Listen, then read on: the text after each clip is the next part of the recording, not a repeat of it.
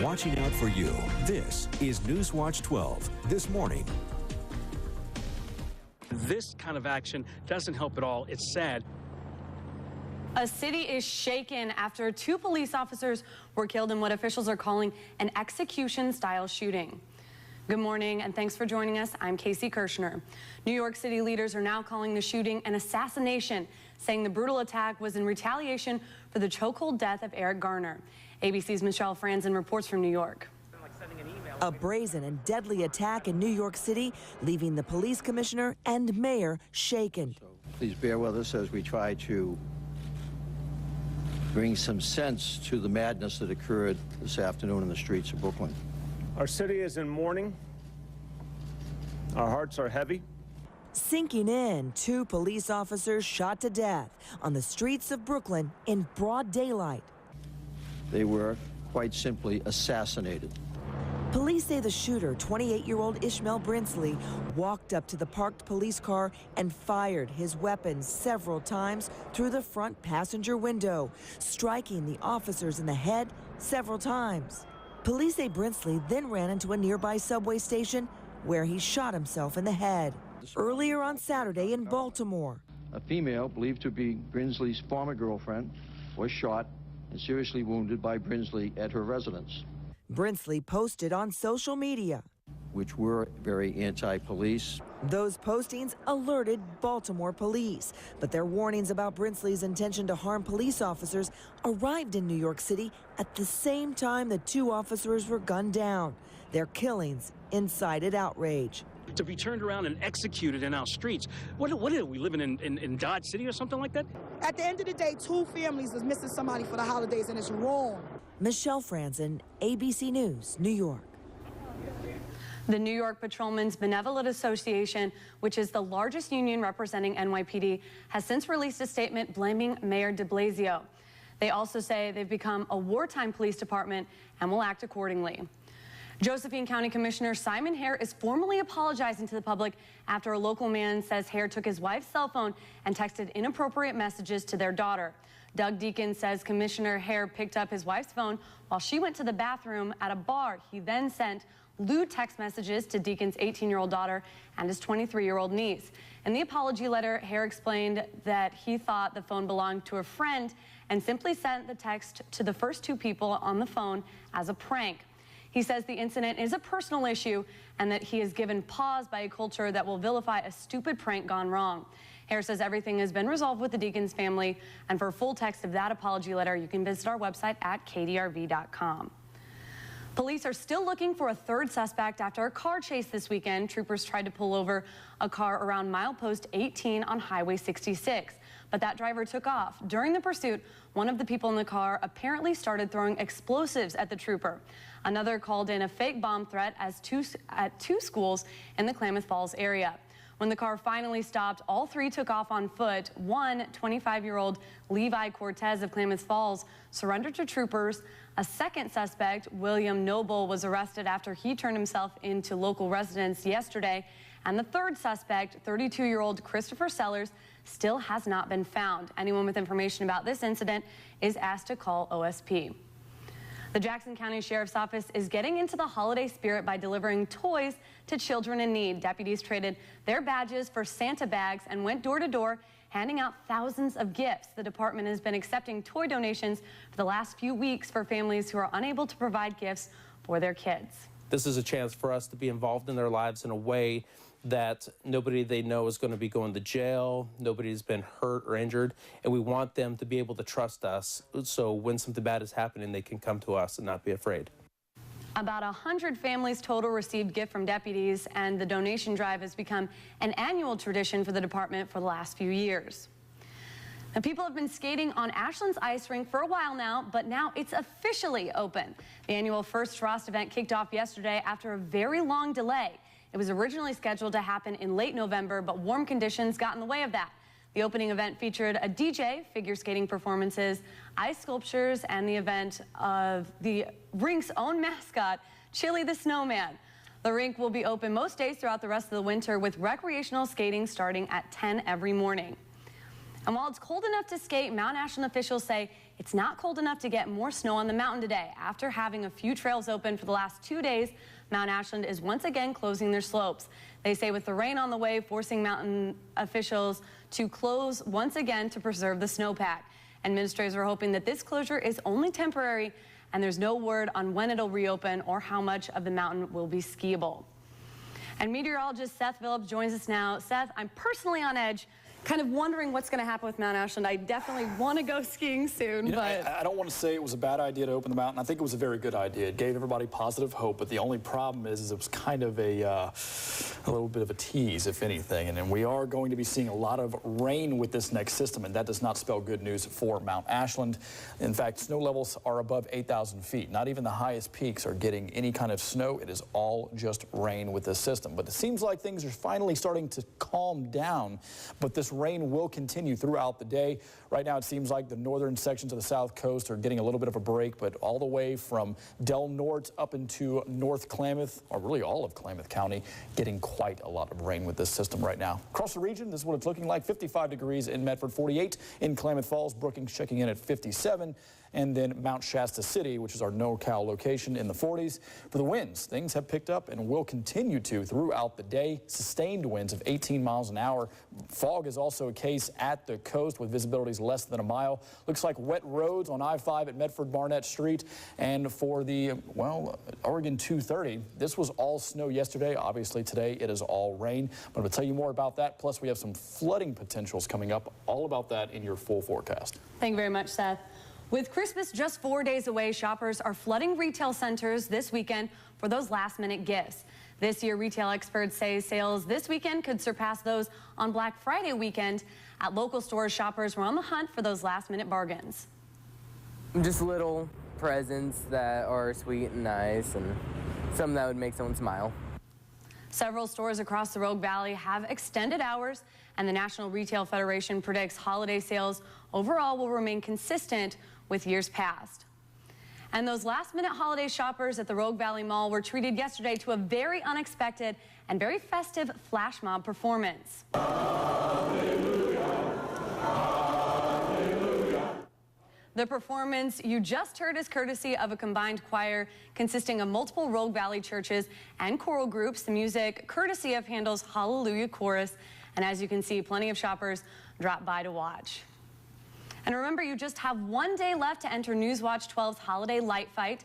One person will be randomly selected to win a $500 Buy Mart gift card. You can just head to our website, kdrv.com, and send us your pictures. Of course, they need to be of your own house, and a winner will be selected for that $500 Buy Mart gift card next week. And the SOU Raiders football team will be welcomed home by Ashland community today for a congratulatory parade. This, of course, comes after their big win of the NAIA National Championship title in Florida on Friday. And the parade will be part two of their homecoming. When the team got back yesterday, the airport was filled with Raider red. In addition to friends and family of players, fans, and even university leaders gathered around the baggage area to welcome the team.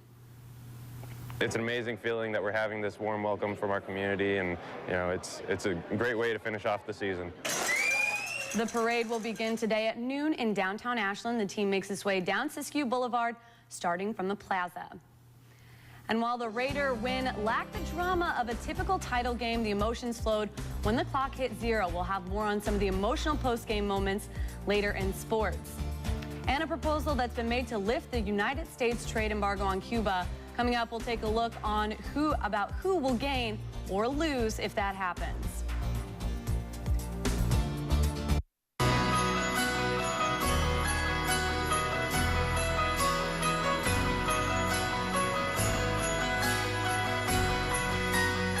From the Newswatch 12 family to yours, happy holidays.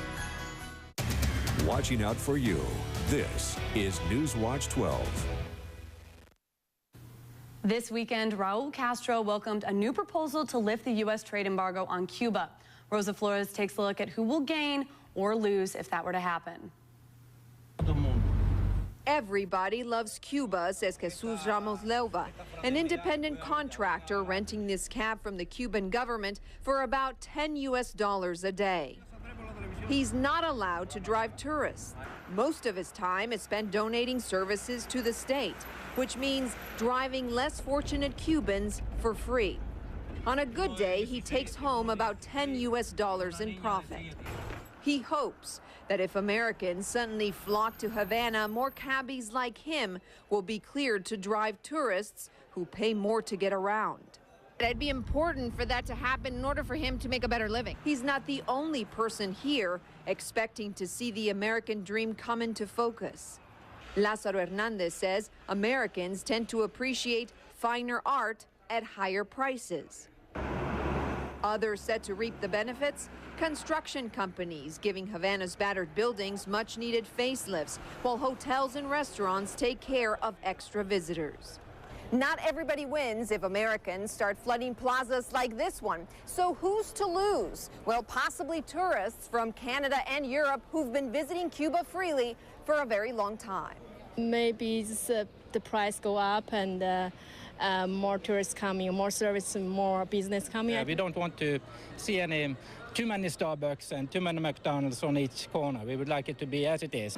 It's a historic time in Havana, says Jesus Ramos Leuva. While there are sure to be winners and losers if the U.S. embargo is lifted, he hopes the road leads Cuba to a better tomorrow.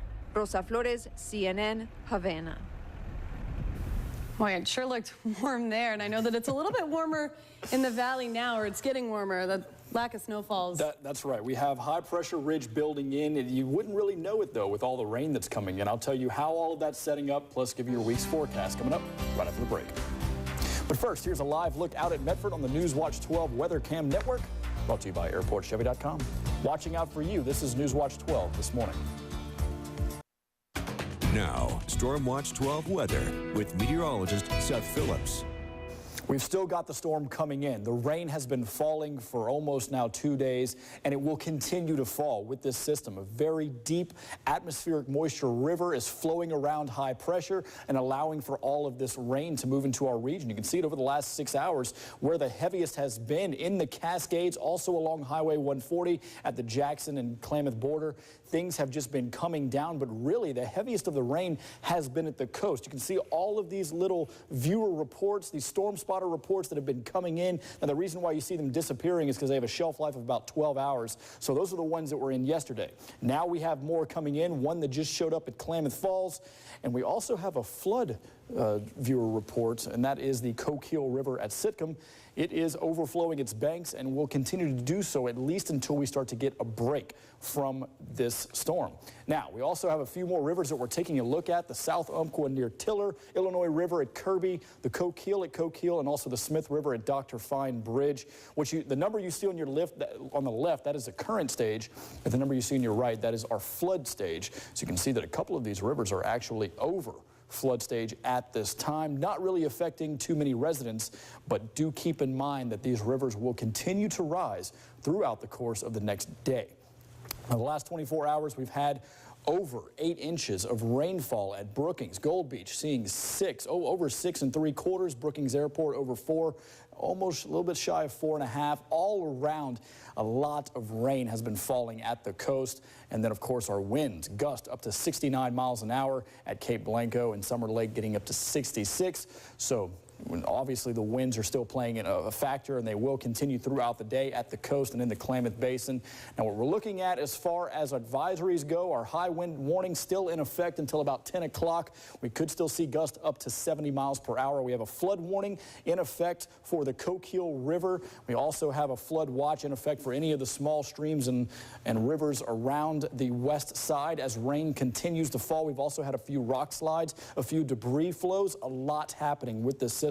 I'll show you the next 48 hours in the Stormcast to just give you an idea of how that rain will continue, not really subsiding until we get to Monday afternoon. Then that's the end of it. High pressure building in. That will clear us out at least for a day, and then another system on its way by midweek. For the South Coast, We do expect the heavy rain to continue, wind and flood potential throughout the day. Northern California getting the strong winds from Wairika down to Mount Shasta City. The Shasta Valley getting the brunt of the wind, but the strongest being in the Klamath Basin. Once again, gusts up to 70 miles an hour can be expected, especially near Silver Lake, which is where we've been seeing the highest of the wind gusts. For the mountain locations, snow level very high today, so no snow in the forecast for the next couple of days. And for the Rogue Valley, rain showers with breezy conditions at times.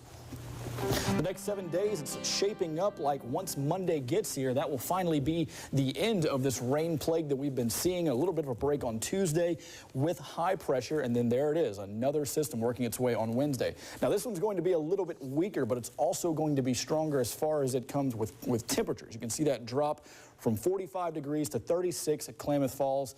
That is going to be the biggest factor of this next system, which is finally going to drop those snow levels down quite a bit, 3,000 feet for the mountains. So if you are above 3,000 feet, do expect that you will have a white Christmas. Of course, if you are below 3,000 feet, which is where the Rogue Valley, you will be seeing a wet Wednesday right before your Christmas, but things will clear up by the time you're opening presents on Thursday.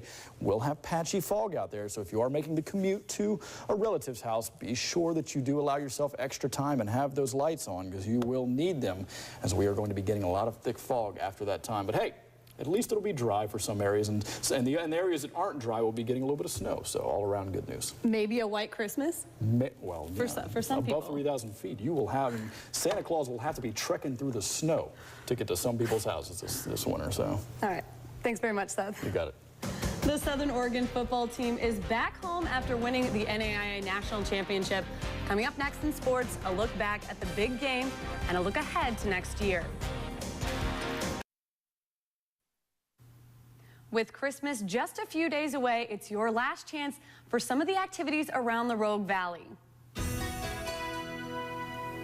This is the last weekend for Jacksonville's Victorian Christmas. Horse-drawn wagon rides, pictures with Father Christmas, and carolers in vintage costumes can be seen today from 11 to 4. Before making that long trip around the world, Santa also has his reindeer stopping in Southern Oregon. Today's your last day. You can see them at Harry and David Country Village. You can bring the kids and have their pictures taken with Santa for $10. Proceeds go to South Medford softball team, and you can catch them there from 11 to 3.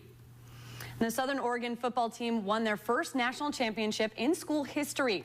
Newswatch 12's Brandon Cameraman was in Daytona Beach all week with the team, and he recaps the emotional and unforgettable win. Earlier in the week, when SOU Athletic Director Matt Sayer was talking about the success of Coach Craig Howard, he spoke of Howard's propensity to use the word love. The more love and honor, respect, the greater the team. You love one another? I know you do. Well, after winning the national championship, it's clear his players understand the word as well as him. These two, like my brothers right here, like I go to their house, go eat with them, hang out. It's an experience that I'll never forget. I'll be sharing to my kids. Like, I get emotional because it means so much to me. And it's like, it's sunk in my heart that, because I'm going to miss this dude right here, man. I'm going to miss him. But I got him and everything. It was great. Thank you to Daytona for everything they did. It was the greatest experience I've ever had in my life, coming to Florida for this whole week, and I'll never forget this. Melvin Mason's emotions took over after the game, but Mason still gets a chance to play football. He'll be back next year. Players like Austin Dodge, this was the end of his college career. Austin and I were talking out there, and I think it was in the third quarter, and he said, God, I don't want this to end. You know, both of us, we just wanted to keep playing. We always were in this first half. Yeah. We didn't want to go in at halftime. We just want to keep playing. Losing key seniors like Dodge will put a dent in next year's roster, but the team still expects to contend. We've got a lot of great young quarterbacks. Cameron Smith and Jack Singler are both two absolute studs, and they work hard, and I know that they're going to do a great job for this team. It's never a rebuilding stage for SOU. It really isn't. It is a reloading stage, and I have complete confidence that they will be battling to get back here again next season. This national championship will change Southern Oregon forever. You know, I mean, it'll never be the same, and it's a great thing for Southern Oregon University. SOU established a tradition on this field, not just winning games, winning championships. At Municipal Stadium in Daytona Beach, Brandon Cameraman, Newswatch 12 Sports. Thanks, Brandon. For some, nothing can stop them from doing their favorite sport. Coming up, we'll tell you about a group that's braving the cold to catch the waves. For some surfers, nothing can keep them off the water, and that means even below freezing temperatures. Take a look at this. In one of Russia's largest port cities, a group of men from a surf club braved the icy cold water and blizzard conditions to ride the high waves created by the wind. And that white stuff that they were running out on, that was not white sand, that was actually snow. Now, they wear heavy gear to protect them to try to stay warm, those wetsuits. They also put some cream on their face. And the surfers say the area is the best for their weekend sport because the wind direction is more stable than in other places. And of course, I can't say that snow surfing is what we just watch. Was that actually happening? Yeah, it's these guys in Russia who I'm not too much of a chicken to go into the Oregon waters like in summer. It's These really guys cold. are in the middle of the winter in Russia skiing. I mean, okay, that just blows me. You know, they're also on the Pacific, so like it's cold, you know? I don't know. I wouldn't do it. I don't know. I don't know what to say about that. That one is literally just blowing my mind. Anyway, well, we're talking about a few things that are coming up in the weather. Well, we have the SOU Championship Parade. If you are heading to it, make sure you have a jacket with you. It's not going to be too cold, but the rain showers will continue throughout the day. Parade starts at noon, and it should be a lot of fun. Go out and congratulate the boys in red because they did such a great job. Now, we are looking ahead, and what we do see, winds will be strong all across the region today. No snow in the forecast, though, as those snow levels stay very high. Showers will come to an end finally, though, on Monday morning. That is a break before we move into our next system. As you can see, on Wednesday comes another round of showers with a cold front that will also be dropping those temperatures quite a bit, from 50 degrees down to 44 for Medford on Thursday, just in time for Christmas. Finally, we'll be getting some cooler air.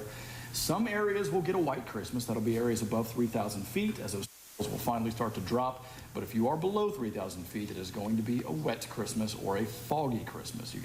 We'll definitely be expecting that patchy fog on Christmas Day, right around the time that you're opening Christmas presents, but then it should remove itself by the afternoon and end up being a pretty nice day. So all the way through the weekend, things will be looking pretty nice. That's great. And if I'm headed out to the parade, it'll be raining, but not cold. Not too terribly cold. That's good.